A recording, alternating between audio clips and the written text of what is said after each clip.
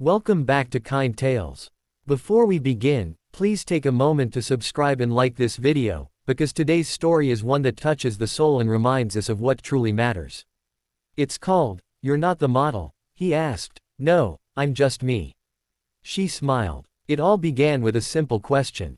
"Are you the model?" he asked, half smiling, half curious. She looked up, surprised by the words. For a moment, her heart fluttered. Was it a compliment? Or something deeper? She smiled softly, shook her head, and replied, "No, I'm just me." He laughed, but she didn't. Because inside her, something had shifted. A quiet truth began to stir, one she had ignored for far too long. Her name was Anya. To the world, she seemed calm, ordinary, kind, but inside, she carried an invisible weight. From her childhood, she had been told that beauty and worth came from comparison. She saw perfect faces on screens, perfect lives in magazines, and perfect smiles in every mirror that wasn't hers. She believed she had to fit in, to measure up, to perform. Every day she woke up thinking, "I must become that model version of me." She studied hard, she dressed just right, she said the right words. But at night, when the makeup faded and the silence returned, she felt small. She would look into the mirror and whisper, "Maybe I'm still not enough."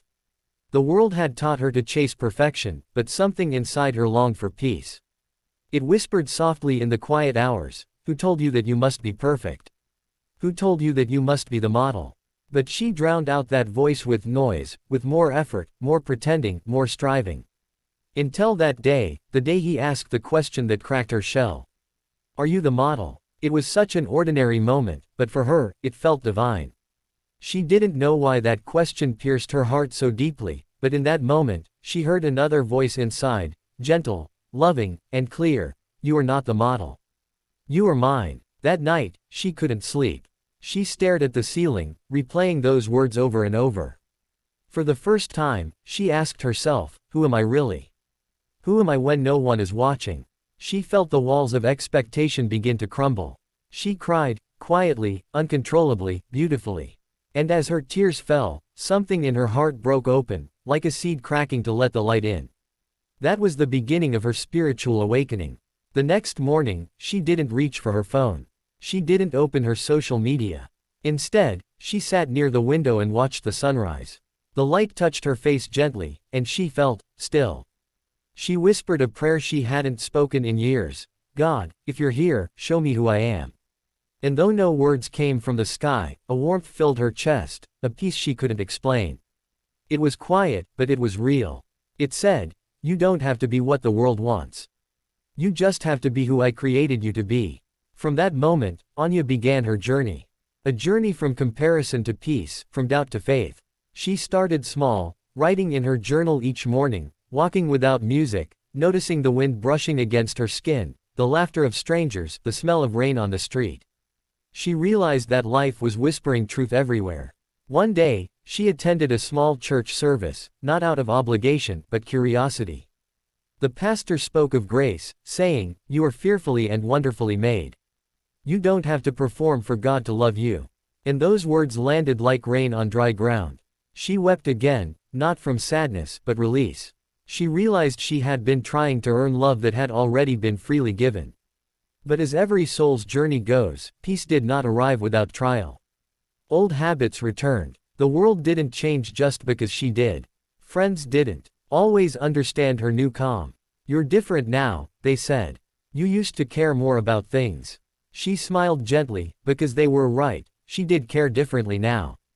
Yet deep down, doubts still came. At night, when the world was quiet, she sometimes wondered, "Am I losing myself, or finally finding me?" Social media kept flashing its polished smiles, and for a second she'd feel that familiar ache. But now, instead of hiding from it, she prayed through it. She whispered, "Lord, teach me peace." There were days when her faith wavered. Days when she missed the praise, the attention, the sense of belonging that came with pretending. But she began to see how empty that praise had been. It was like drinking salt water, momentary satisfaction that left her thirstier than before. So she leaned deeper into her faith. She learned to breathe through her storms, to pause instead of panic. She learned to look inward, where the true temple of peace resides. And slowly, life began to reflect her inner calm. People noticed something about her, something they couldn't quite name. It wasn't her clothes or her makeup or her achievements. It was the way she moved with quiet confidence. The way her eyes carried peace instead of performance. The way she listened, really listened, when others spoke. She had stopped living to impress, and started living to express the grace that had found her. One afternoon, as she volunteered at a community shelter, helping an older woman carry groceries, a man beside her struck up conversation. "You look familiar," he said with a curious grin. "Are you a model?" The same words that once triggered her deepest insecurity now felt like a gentle reminder from the heavens. She smiled, truly smiled, and answered, "No, I'm just me." He laughed lightly and said, "Well, you have the glow of one." She just nodded, because she knew it wasn't the glow of beauty. It was the glow of peace. That night, she stood before her mirror again, the same mirror that once reflected her fears. She looked at her reflection and didn't search for flaws this time. She didn't fix her hair or tilt her chin. She simply looked and said softly, "I see you. You are enough." In that moment, she understood what spiritual growth truly means. It's not about becoming more of what the world wants, but more of what God already sees in you.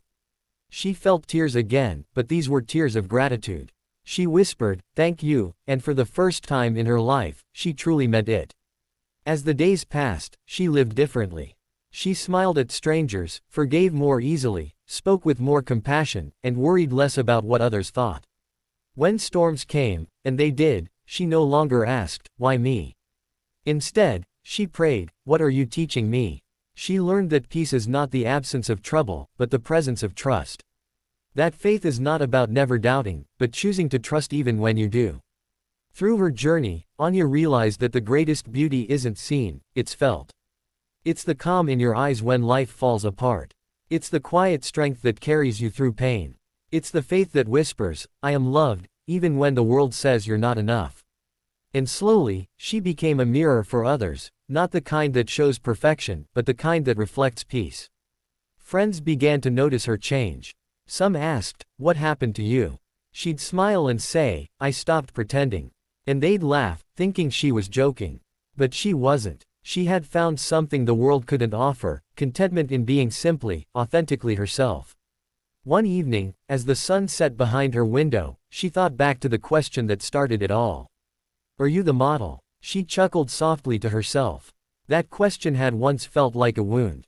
Now it felt like a blessing. Because without it, she might never have looked deeper.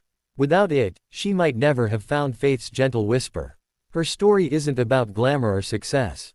It's about awakening. It's about the sacred journey from self-doubt to self-acceptance, from striving to surrender. It's about discovering that peace was never out there, it was always within. And she realized something profound. The world will always have its models, but the Creator delights in originals. And now, dear listener, this message is for you. You don't have to be the model. You don't have to fit anyone's definition of perfect. You don't have to prove your worth to earn love. The truth is, you are already loved. You are already enough. Somewhere inside you, there's a quiet, sacred light that's been waiting for you to stop pretending and start believing. Maybe you've been running too, trying to be someone else, to match someone's idea of who you should be. Maybe you've been wearing masks so long you've forgotten how your real face feels. But I promise you, there's still time to come home, to the self that God made, to the peace that never left you, to the grace that's always been whispering your name. You don't have to chase perfection. You just have to pause, and remember who you are. Because when you strip away all the noise, all the comparisons, all the pressure, what remains is the purest truth. You are loved. You are seen. You are held. You are already enough. So the next time someone looks at you and asks, "Are you the model?" smile softly, and let your heart answer, "No, I'm just me." And know that being just you is the most beautiful thing in the world. Thank you for listening to Kind Tales.